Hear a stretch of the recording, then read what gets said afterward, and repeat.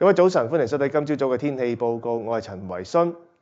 一股東北季候風今日係繼續影響住廣東沿岸地區啊。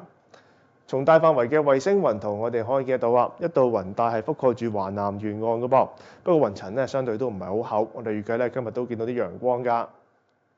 朝頭早7點鐘左右，各區嘅氣温就介乎21至23度之間啦。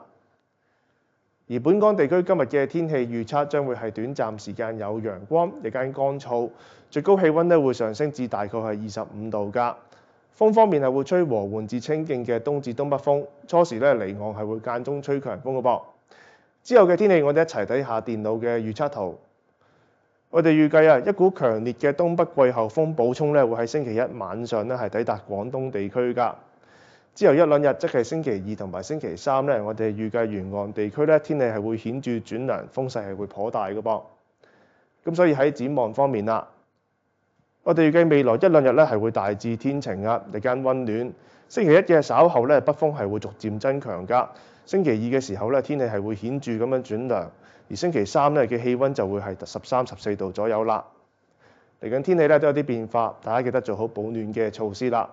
今日嘅天氣就同大家睇到呢一度，多謝各位，再見。